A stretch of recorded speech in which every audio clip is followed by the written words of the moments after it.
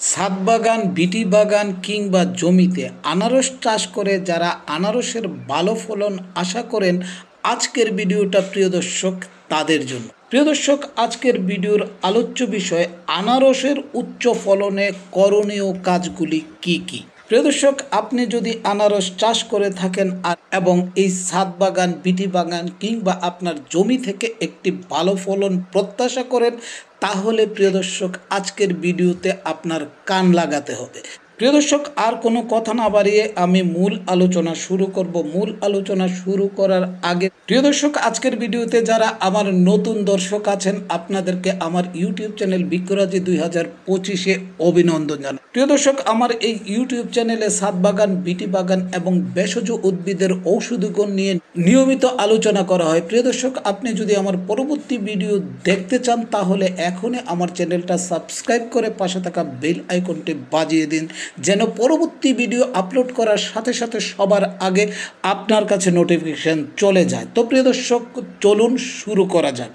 প্রিয় দর্শক, আজ 2রা নভেম্বর মাসে আনারস গাছের পরিচর্যা করার জন্য আগাছা পরিষ্কার করা, সার ও সেচ দেওয়া এবং শীতের জন্য প্রস্তুত করা গুরুত্বপূর্ণ।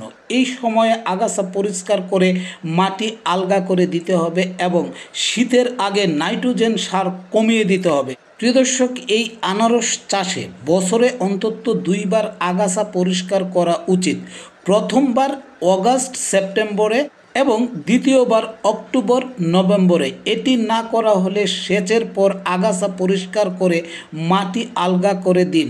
শুকনো মৌসুমে নিয়মিত সেচ দিন, সাধারণত প্রতি 1 থেকে 2 সপ্তাহে একবার, বা মাটির উপরে স্তর শুকিয়ে গেলে জল দিন।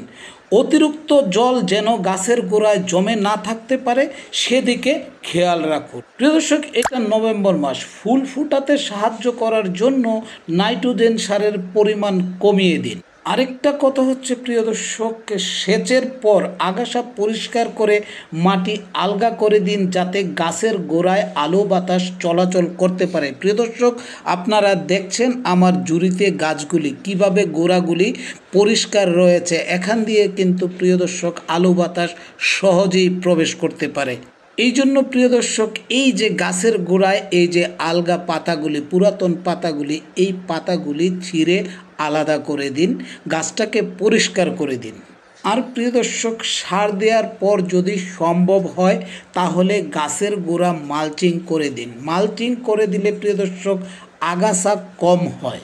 প্রিয় দর্শক, চারা যদি বেশি লম্বা হয়ে যায় তবে আগার পাতাগুলি সমান করে কেটে দিন 30 সেন্টিমিটার পর্যন্ত। প্রিয় দর্শক, আপনি যদি এখনও আপনার বাগানের গাছগুলির পরিচর্যা করে না থাকেন, তাহলে এই নভেম্বর মাস থেকে গাছের পরিচর্যা শুরু করুন।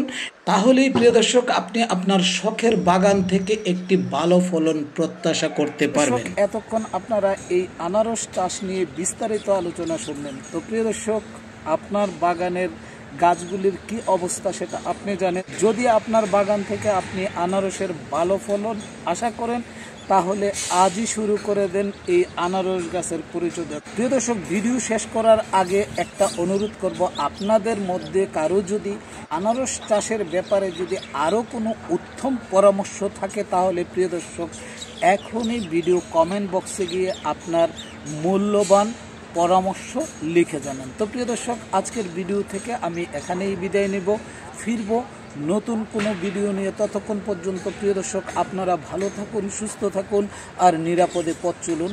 আল্লাহ হাফিজ।